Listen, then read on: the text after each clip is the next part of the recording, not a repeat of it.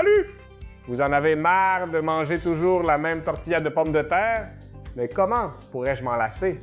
T'es un peu fou, elles sont délicieuses! Bon, oui, elles sont délicieuses, mais pour changer, je vais te présenter une autre option à base de pommes de terre qui va te plaire. Bon, surprends-moi! Il s'agit d'une tortilla fantastique que nous allons garnir de pesto. Pour préparer cette merveille, il faut d'abord couper 5 ou 4 pommes de terre selon leur taille.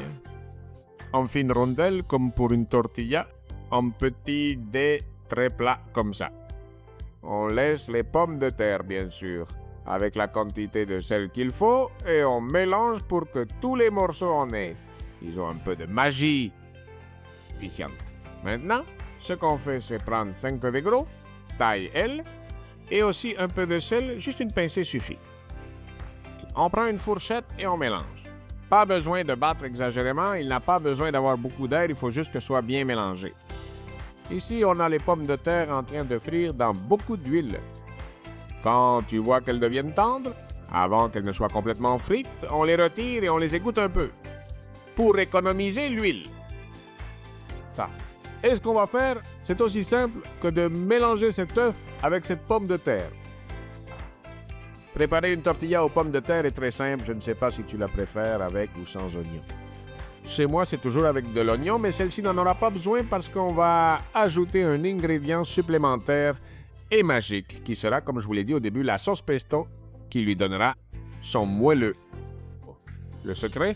À peu près la moitié du mélange d'œufs. Ouf et pommes de terre et une fine couche de cette merveilleuse sauce que, je te le dis, tu peux acheter toute prête ou la faire maison. Ensuite, tu recouvres avec le reste de pommes de terre et d'œufs. Comme ça, tu t'assures que la saveur du pesto reste à l'intérieur.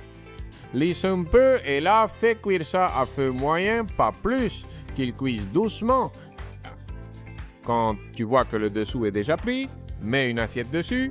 C'est mieux si elle est humidifiée pour que la tortilla glisse mieux.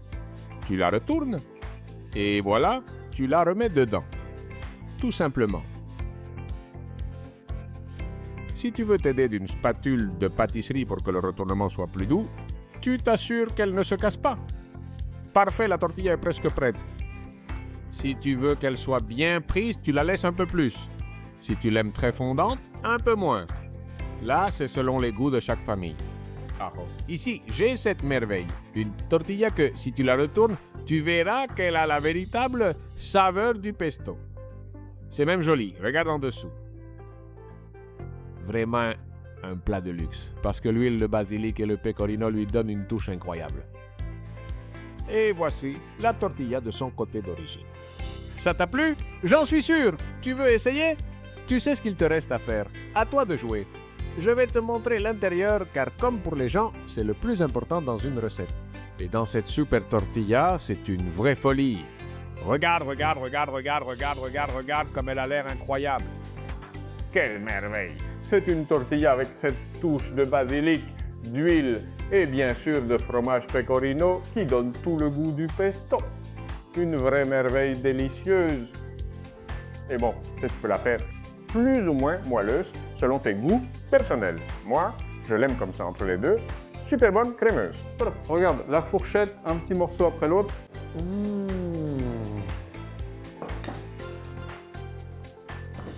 Merveille totale. Des plats délicieux et différents pour ne jamais s'ennuyer. Et il faut dire que le monde des tortillas offre beaucoup de possibilités. Alors j'espère que tu me diras dans les commentaires quelle tortilla spéciale tu prépares ou que tu as vu préparer. Comme ça, on partage tous de bonnes idées. Dis-moi aussi d'où tu regardes la vidéo pour qu'on découvre le monde à travers de bonnes choses.